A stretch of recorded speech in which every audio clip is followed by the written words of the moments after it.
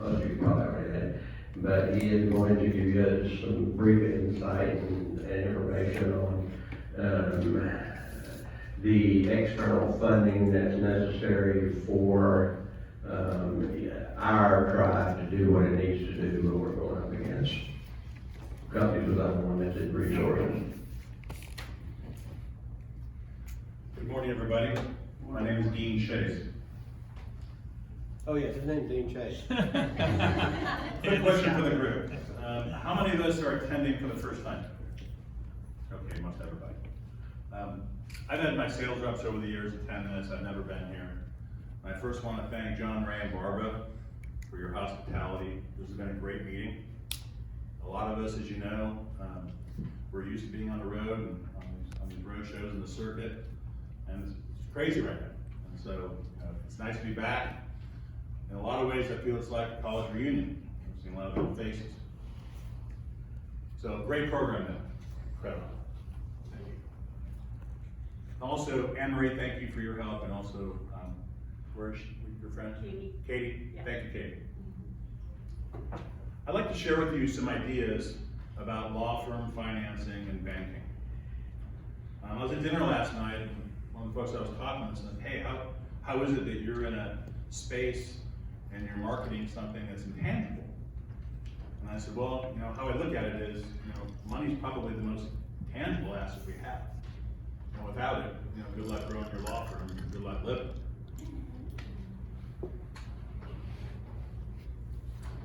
As we all know, we're in unprecedented times. A lot of people aren't as fortunate as we are. I heard a statistic earlier this week that 23% of the law firms, paralegals and lawyers in Colorado are out of work. We see a lot of law firms that are downsizing. People are hurting. And you guys, I'm amazed. All of us came here from all over the U.S. And that's a testament to how dedicated you guys are for your clients, and that's something that's very commendable. And thank you for allowing me the opportunity to speak today. And just for the record, I'm not a lawyer. I'm a businessman. I've been in this space for quite a while. I leave the lawyering to the warrior women in my life. My wife, Liz Weibel, who's a plaintiff lawyer, and my daughter, Lauren, who's a second-year associate. First, I want to go into the history of banking and the history of financing our space. Litigation funding actually started out several decades ago in England. It came to the United States about 30 years ago. And when it came to the United States, there were 3 families that started the wave here. Coincidentally, 2 of them were lawyers and 1 was a businessman. All 3 of them are still in the business. With banks, John Ray mentioned earlier about banks used to put a lot of money in these cases, and while that's true, banks traditionally do not like this collateral. Y'all have banks, right? How many of you guys feel your banks really understand your business? Not a single hand. Okay. How many of you guys can rely on your bank if you have a project and you need a bunch of money? Okay, again, no hands. Why? The banks will tie up everything you have, your house, your retirement accounts, your kids' educational accounts, and then maybe they'll give you the money. Litigation funding companies. 30 years ago, there were 3 here, now there are hundreds. They have their place. Unfortunately, and I'm not trying to be negative, I'm just being real with y'all. Unfortunately, a lot of these companies, especially the ones that have come in as of late, yeah, they have the money. They're backed by PE firms. But when you get involved in them, you don't realize there's a lot of levers. And all of a sudden now you guys are trying to get into mass courts or expand your mass court practice. Realize, oh my God, my whole firm's tied up. I've got a good friend of mine who just settled a $100 million docket. He borrowed $3 million from a litigation funding company. When the case resolved, he owed him over 10. When he went to them, when he only owed him about 7, because he needed some breathing room, he noticed that they changed paperwork midstream that virtually tied up his firm, and I think if I remember right, the interest was like $3,800 a day. Okay, so 7 went to 10. Now, He got his clients a great result, you know, he got the 100 million, but it sure took a big chunk out of his high. Why? Because a lot of these companies are overly greedy. You know, we've all seen the movie with Michael Douglas, you know, greed is good. We all want to make money, and you know, I like to make money. But we need to do it the right way. We need to help our clients. And if we do it the right way and help our clients, the money will come. Also, the banks. I don't know if you guys know this, but for those of you who bank with Chase Bank, and I'm not related, BB and many others, did you guys know they're backed by folks who support tort reform? So when you're banking with these people, you're in essence giving your hard-earned money back to the enemy, so then they can take the money and put it into tort reforms to make your life more difficult. You're banking with the enemy. Not a good situation. I know you guys want to be the best lawyers you can be. Hell, you're here, right in the middle of COVID. Congrats, it's awesome. Okay? Mark O'Mara, he doesn't need to be here. He's done well, okay? But he gives back. Let's go in the history of Esquire Bank. How many of you guys know who Esquire Bank is? Okay, maybe 6 hands. This bank was started out 13 years ago by a couple of lawyers and a couple of businessmen. Why did they start the bank? Because they got sick and tired of when they needed money for good cases that banks didn't understand because they were contingency fee-based collateral, and then they had to go do co-counseling cases or borrow money from loan sharks. They got sick of it and started their own bank. Well, they started the bank, and the industry took notice. So did the financial community. Well, it got so, let me just try to say this properly. The returns were so well that the bank was fortunate enough to go public in 2017. The bank does over $12 billion annually with over 40,000 clients, and we're a plaintiff-oriented bank. Who cares, right? What does that mean to you guys, right? Because you're already not getting good service from your bank. Now, speaking of service, how many of you guys got triple P money? See several hands. Was it an easy process? Okay. Anyone have any problems? Good. Well, when COVID happened, Esquire Bank was not an SBA lender, so we couldn't do triple P money. That's tough. What did we do? We listened to our client. Our client said, look, we really need this. 3 weeks later, we were an SBA lender and doing triple P loans. Every single client from the bank that put in an application was approved. We had not one reject. Why? Because we go the extra mile just like you. We're lawyer-owned bank, by lawyers for lawyers.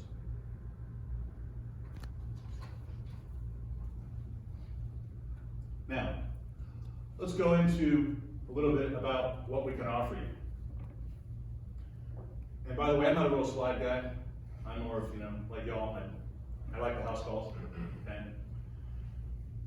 When you guys have case costs and interest and all those things that build up in your mass torts, how many of you guys are passing the interest off to your clients in your fee agreements? One. You are, right, Mark? Yeah. 2 people out of the entire group. Well, do you realize if you use Esquire's case cost line of credit, we have programs available where you can legally pass all these costs off to your client. Do you realize that when you don't do that, you're giving your clients an interest-free loan with your after-tax dollars? Now, I know you guys all want to be successful lawyers, and many of you are. But at the same time, you need to think about your law firm as a business, because that's what it is.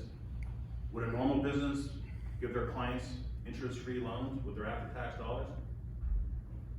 I can't think of one.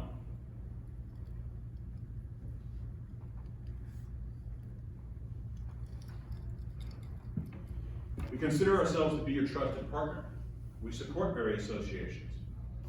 You know, John Ray and Barbara asked me to come here to speak to you guys. I speak at a lot of meetings. AAJ, Lanier, various meetings, okay? We want to give you guys white glove service. We want to do it honestly. We want to tailor it to your firm. And guys, we all know there's a ton of chaos right now, a ton, right? But doesn't chaos breed opportunity? Right. Now, like I said, I'm not a lawyer. How many of you guys know Howard Nations? Okay, almost all the hands there. How about John Gomez in California? Again, a lot of people know. How about Lee Sanguinetti in California? Or Bobby Sadian? All of those are Esquire clients. So don't ask me, give them a call. And you'll get a copy of this presentation and their information there. We do what we say we're gonna do, and we do it honestly. Now, let's go back to the rates. Litigation funding companies start out at about 14%.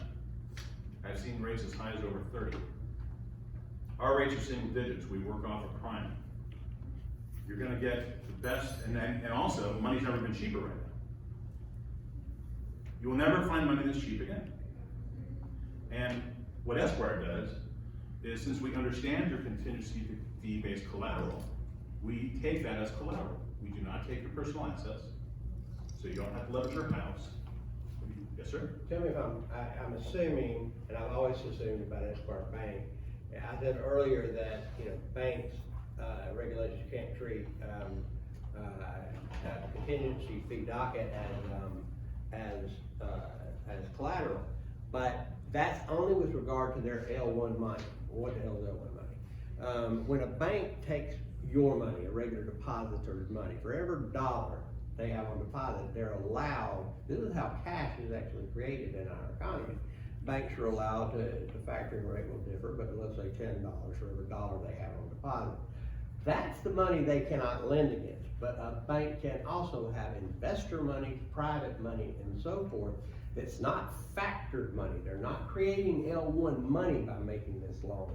That is not regulated in the manner that the L1 money is regulated. The money that they're lending, that banks are creating, increasing our money supply, our L1 money supply. Am I right on that? You're Right. your private section of your money, not your L1 section. Right. And now, while we are publicly traded, we legally, through our compliance and regulatory, and believe me, we have a lot of that, which is good. We can take the collateral as the assets. That frees you up to do a lot of other things. And you can get it at bank rates, which is what you should deserve anyway. I mean, don't you guys do the best jobs you guys can do for your clients? And look, we all want to make money, but we should do the best job for you. That's what this is all about. And anybody that says anything different, I would publicly debate with them right now. You know, you should always look for bank money first, right? Now, will everybody get approved? No. What happens if you don't get approved? The bank has a duty to place you with who they feel is the best fit for you. That wouldn't be them. Why? Because one day when you guys start resolving your masterwork dockets and start making the kind of money you want to make, you'll be bankable. And you're gonna remember we did the right thing, stood by you, because like George said yesterday, this is a war. When you go into battle, you better sure as hell have people who stand behind you and stand at your side, and we'll be there, even if you're not our clients. And when you guys kick ass and get what you need, you'll come back, right? Because after all, I'm married to a lawyer. Try to do that, right? Because y'all expose lies and try betrayals. I tell everybody that I meet that wants to get in this business, I say, look, these people do this for a living. If you lie to them, they're going to find out. I mean, I stepped out of the shower a couple months ago, and my wife and I, we have this thing where, you know, we've been working from home a lot now with COVID. But, you know, she gets in her, and Mark, you know Liz, she's a really good trial lawyer, and I would screw it up. yeah, and so when she's in her mode, you know, I heard her doing some depositions last week on a webinar, and I'm just like, wow, I'm glad I'm not that person. You know, but she's in lawyer mode and wife mode. So I come out of the shower, had a towel on, getting ready to shave, and all of a sudden, she was in lawyer. So I'm like, wow, what happened to me? You lied to me last Tuesday, I'd like to know what. So I thought, what was last Tuesday? I remember what it was something super innocent. And so, of course, I had a decision to make. And I said, Liz, you're right, I did. Let me tell you why I did. It was nothing major. And I said, because I wanted to avoid this. But again, good luck lying to a traveler. You will get your face kicked in every time. So, straight. Sorry. Okay, I've already gone over why Esquire Bank. Okay. By the way, we're very liquid. We have a lot of money. We'll normally do deals up to about 15 million or so per takedown. And if you have something larger, we'll get it done. It's not a problem. Okay. We talked about our rates. By the way, on our case cost line of credit, we don't charge any other fees. Okay. We also have a management system for those of you who are new and don't have the money or don't have the case system. We can manage your entire docket. We can show the defense, other lawyers, everything that's going on. We can track it real time by the day, by the dollar, by the penny. And that's a powerful tool. When you invest and have this line of credit, you only pay the interest. You don't pay the principal. So if you have a docket that goes up 3 years, 5 years, that burden is not on you, that's on us. It allows you more room to grow, which is why you're here today. We also have traditional working capital lines of credit. And by the way, let me go back to this real quick. So we have a client right now that's getting 15 million. He's gonna get the money. I can't tell you because, by the way, just so you know, whenever I speak to people, I used to travel a lot, I'm sure I'll get on the road again. We do not tell people who is doing what unless we have explicit permission. Like, for example, John Gomez, you know John. I called him up about a month ago, he's a good friend. I said, hey John, we're gonna start doing a lot of webinars and seminars, and can we go ahead and use you as a reference? He says, of course. He says, well, why are you calling? I said, because we would never do anything without your permission. Yeah, you have to trust your bank. And if your bank's foolish and talks to other people about your business, and they don't get explicit, even written permission, you should perhaps rethink that relationship. We all know how competitive this business is. And in some cases, it's cannibalistic, right? You go to a large lawyer meeting, what did you say, over 100 lawyers, someone's suing somebody, right?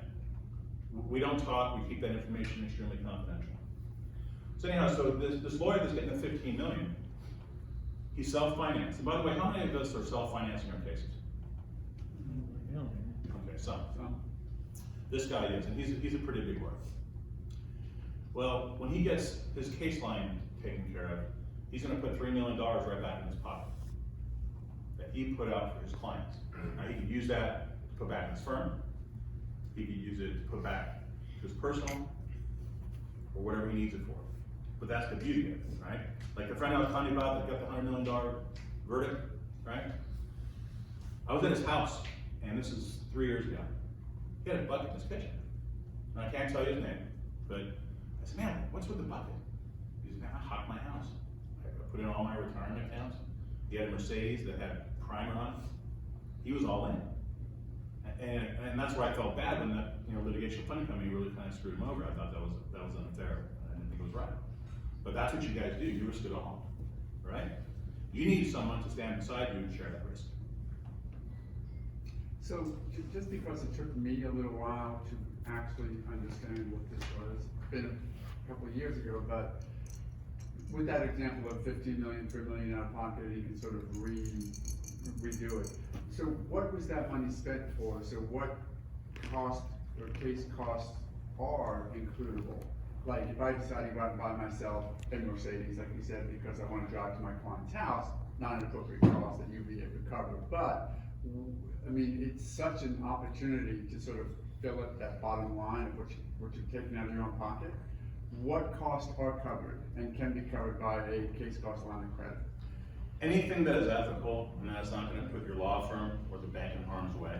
And just so you know, the bank has various lawyers that help out with various duties like underwriting. We'll look at that.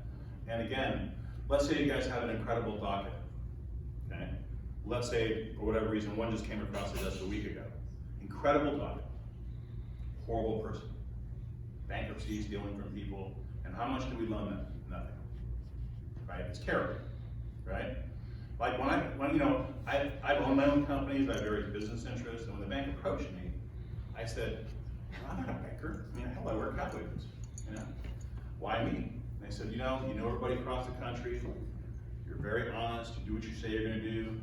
You know, that's what the lawyers deserve. You know, you deserve our best. And if we don't give it to you, you know, we're shortchanging you. You give your clients your best, so should your bank. But to answer your question. So, and also, speaking of best, and I'm not here to toot, I mean, I'm biased, of course, but I'm not here to toot the bank's horn, but I think it's information you might want.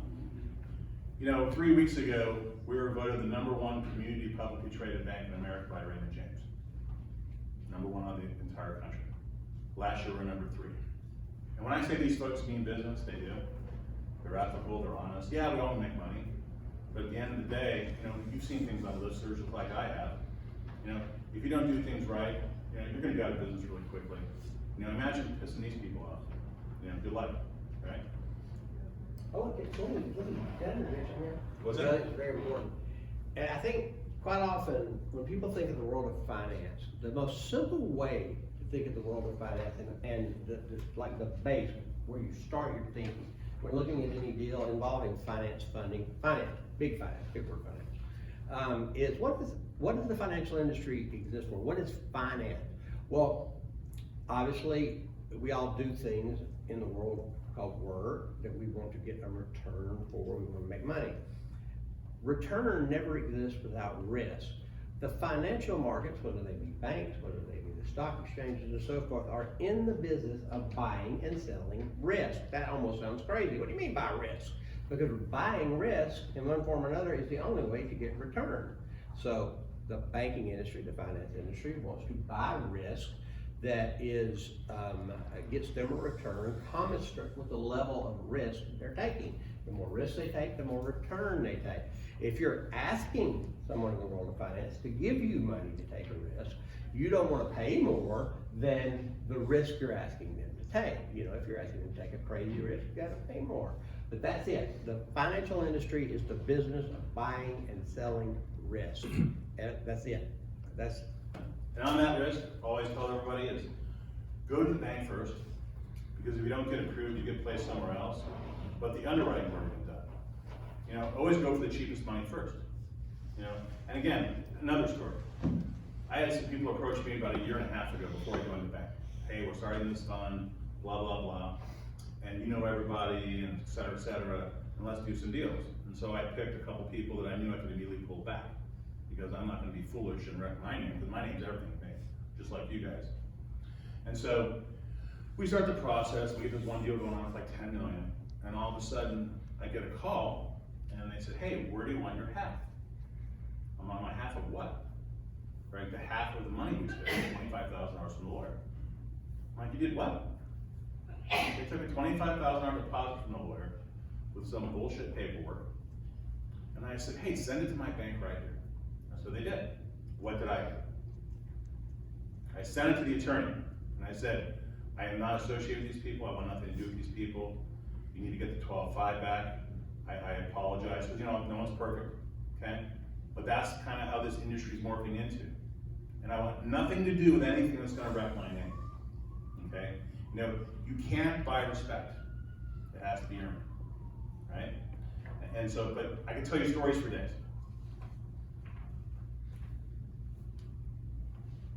So, let's go back to the traditional working line of capital.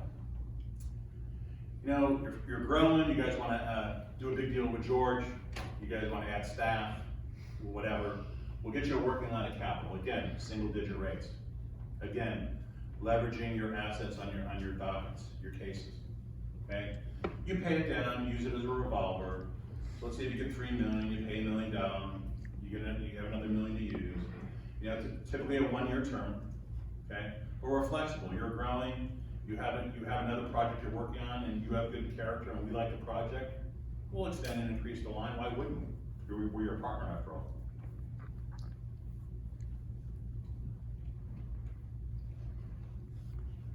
And of course, we have the normal, boring depository, you know, banking services, online banking, depository relationships, you know, your ILTA accounts, QSFs, and other lending products. I'm sure the bank's not gonna want me to say that word boring, but you know, banking is boring to some degree. It is what it is. But we are here to support you in your time of need. We're here to do it right. We're here to do it with integrity and honesty. And if someone doesn't do that, what I always tell everybody, please let everyone know. That's what listservs are created for. Because we're here to help everybody, just like you guys. And if someone's not doing that, the world needs to know. Okay, and here's a bunch of referrals from clients, what they saying, you know, we're great, we're wonderful, blah, blah, blah. And it'll be in your packet that they're gonna give you. But I'll give you my name is Dean Chase, and my phone number, and I take calls regularly, because as you know, in the planet business, we work, you know, certainly 6 days a week, if not more. Okay. My phone number is 214-385-1948. And my email address is dean.chase@esqbank.com. I'm gonna speak for Chase because I know him and I know other funders. The good thing about the ethical funders in this business, if you come to him and it's something he can't do, but he knows who probably could do it, they'll send you to people who could do it. It's like, yeah, you know, our model doesn't want to allow us to do what you need, but here's another guy over here. You know, the banking world is competitive, they're competitors, but it's a different type of competition. Like this building was probably initially funded by, let's say, Wells Fargo, but then 12 other banks bought part of the deal. That's the way the world of funding and finance works. And ethical finance people, funding people will tell you, well, you're doing it fit my model, but, you know, I'm not saying it's a bad deal, it just doesn't fit my model. You go over here, you're probably gonna pay a little more higher interest rate, but talk to this guy. Yeah, and also too, anybody in this space, the financing space, if they come at you with a vendor thing or some squeeze ball or whatever, you do not need to deal with a vendor, you need to deal with a partner. This is serious business. You better have serious people who know what the hell they're doing. They're gonna do it correctly. Because hell, it's only your careers and your client's careers, you know, your client's livelihood is. So you better take it seriously. What questions can I answer for you guys? Any questions? Mark? No? I have a question. Yep. So, I think the question that I get, that people ask me about financing all the time is, what is a typical rate? I know that's a loaded question, but they vary so much in this industry. If you could just give, a range, Sure. a typical range, that would probably be great to know. Sure, a typical range, and again, great docket, great personal character, a decent run in a PA, you know, all the things that the financial analysts want to see. You should be able to get rates right now in the fives, you know, maybe a little higher for some other product lines, but certainly in single digits, you know. And if somebody gives you a rate that doesn't make sense, you know, by all means email me, hey, I got this is what it is. Because like, remember the people I told you about the deposit? I'm kind of like Barbara, like I call bullshit, and I'll tell you guys politely, stay away, you know, because it's just not your business, right? But rates are gonna fluctuate anywhere from, let's say, the fives to the maybe high eights, you know, maybe a little bit more if it's a riskier docket. Let's say the money's gonna be out 6 or 7 years and your PA is newer, you know, you're gonna have to get a little bit higher rate because the bank takes more risk. But what I tell everybody is, you know, would you rather do that, or would you rather go do a co-counseling agreement and give away a third or half your fee? And what's the due diligence generally? How long does it take? Yeah, the due diligence, good question. We normally take about 60 days start to finish. Now, like your cases, it's if you give us a solid package, we'll turn it on quicker. If you give us a bunch of stories and packages and solid, because we're gonna figure it out anyway, right? We have our own lawyers. The more solid the package, the quicker it is. And if you need something really quick, we'll work with you. That's part of what we're supposed to do. Yes, sir. Among the guys who attend this, because most of them have well-established firms and so forth, and this, I think this may be one of the more underserved markets in the space. The guy who's got a PI practice, he's got PI clients, he may have some free cash, whether it be $50,000 or $500,000 or whatever, he's gonna sink into mass torts. But he would like to, you know, there's opportunities right now, there's some phase litigation, would like to make more of that. But he's new to mass tort, obviously not new to the practice of law, and existing practice, he possibly has some cash. What can you do for that guy? What He's I not looking for 50 million, or even $15 million. Right. You Yeah, know? let's say he's looking for $500,000, whatever it is. What I tell everybody is this, you know, there's very few Mark Laniers and Mark Laniers and other people, right? Just the way it is. If you're starting out with that, you want to preserve that cash, right? if you're gonna get money, you know, in the single digits, and you're gonna be intelligent enough to pass through this cost to your clients, which is legal and ethical, and you explain to your clients. Now, I had one customer recently said, he's a dear friend of mine, he said, no, I'm not gonna pass that through because I made so many millions, I'll just go ahead and eat it. And I thought, oh, that's an interesting perspective, but most people will do it, right? You should do it. It's a good business decision. But I tell everybody, preserve your cash. You know, the more liquid you are, you may come across another master project next quarter that you wanna get into. And if you just burn that $500,000 that you're gonna put in, well, now you have no powder, right? Like any business, right? Any other questions? Yes, sir. Dean, one of the things you mentioned early on was the concept of a smaller bank relationship versus the big banks. And I think right now in this environment that we're in, as a small business owner, I know dozens of other small business owners. And prior to COVID, for example, I would ask, hey, you know, who do you bank with? How's the relationship? They'd mention B of A, they'd mention Wells, they'd mention Chase. They'd say, great relationship, fantastic bank. Well, when the proverbial poop hits the fan, like it's been doing right now, people are trying to get PPP loans, EIDL loans. All of a sudden, those big banking relationships aren't so great. And so what I've noticed is consistently the people who had small banking relationships, more interpersonal banking relationships, are able to get amazing things done, and people with the bigger banks are not. And so I think it's just really underscored by the environment that we're in right now. Yeah, it's a valid point. I mean, we have an office in New York and an office down here. You know, we've got, you know, well over 100 people working at the bank. But at the end of the day, the bank was built one client at a time. And, you know, I have a term called BYOB. I don't believe your own bullshit. The moment you do, it's over, just a matter of when. And so every relationship we make in life is crucial, and it takes a long time to make those relationships, right? It takes a second to ruin them. So my point is that the bank will stand behind you. They're community-based, yeah, we're doing billions and so forth, but at the end of the day, you know, you guys were in the same boat. Without you guys, we're out of business. And without us being able to offer you guys the best programs at the best rates, you guys then can't do what you need to do for your clients. Any other questions? You guys, I've got to leave a little later today, and I wanted to tell you thank you for having me here, and I appreciate your guys' time. I hope you guys enjoy the rest of the conference. Thank you.